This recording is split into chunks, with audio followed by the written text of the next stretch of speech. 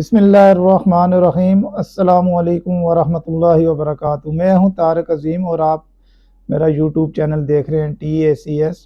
आज की वीडियो हमारी जो है वो सरिये के मुतालिक है कि जब आपका लंटर तैयार होता है, लंटर डालने से पहले आपने कौन कौन सी एहतियातें करनी है, सरिया आपने कौन सा इस्तेमाल करना है, और सरिया जो है सरिये का जो ओवरलैप दीवार के ऊपर बनाया जाता है वो कैसा बना है।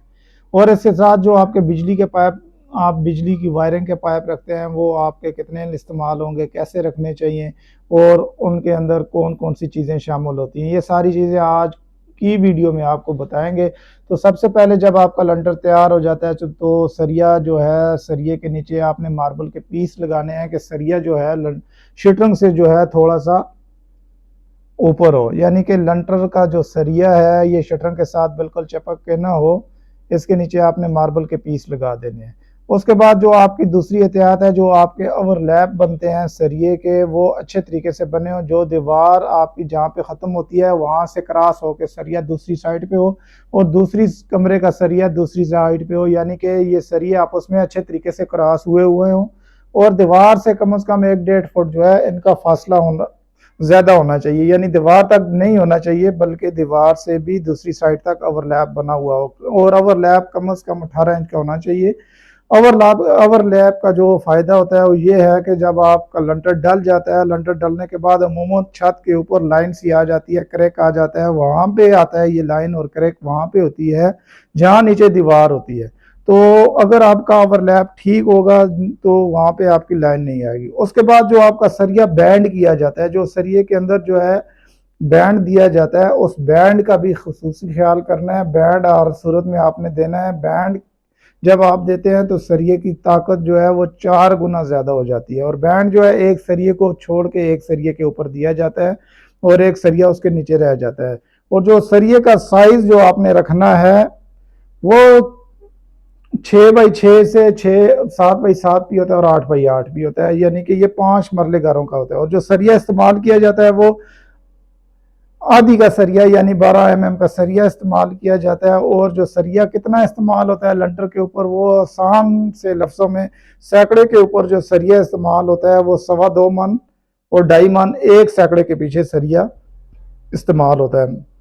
उसके बाद बात करते हैं बिजली के पाइप आपके जो है वो क्या क्या चीज़ें उसमें इस्तेमाल होती हैं। बिजली के सामान में जो है पाइप होते हैं, बैंड होते हैं, सॉकेट्स होती है, इस तरह फैन बक्स होता है, ग्लासी होती है और छत की डब्बी इसमें शामिल होती है। इसके साथ जो आपको चीज़ें रिक्वायरमेंट होती हैं वो सॉल्यूशन टैप आपको चाहिए होती है, और 4 या 5 इंच की जो कील होती है वो चाहिए होती है जो इनको फिक्स करती है। यानी कि जो आप अगर छत कमरा है, कमरे के दरमियान सबसे पहले आपने उसका दरमियान निकालना है, यानी दोनों साइड का लंबाई और चौड़ाई दोनों से आपने उसका सेंटर निकालना है। सेंटर पे अगर एक पंखे की गुंजाइश है 14 फुट से कम आपका कवर्ड कमरे का लंबाई है तो एक फैन बक्स आपने लगाना है। अगर 14 फुट से ज़्यादा है तो फिर आपने 2 फैन बक्स लगाने हैं, तो 2 फैन बक्स के हिसाब से आपने पैमाइश निकालनी है।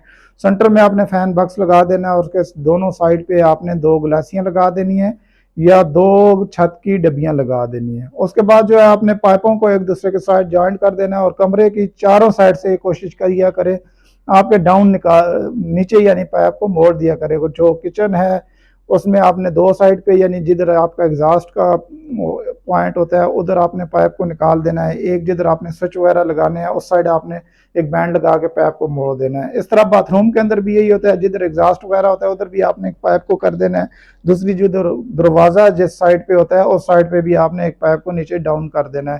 तो कमरे पे है चारों साइड पे आपने डाउन कर देनी है। नीचे जब आप वायरिंग करेंगे आपके लिए मुश्किल नहीं होगी, जिस साइड आपको जो पॉइंट चाहिए होगा आप उधर से पाइप को उस दीवार से ले सकते हैं। इसके बाद जो होता है, जो आपका मैन बॉक्स यानी मैन डीपी जिधर लगती है वहां पे सारे पाइप इकट्ठे होते हैं, तो वहां से एक पाइप जो है बाहर मीटर के लिए निकाल दिया जाता है।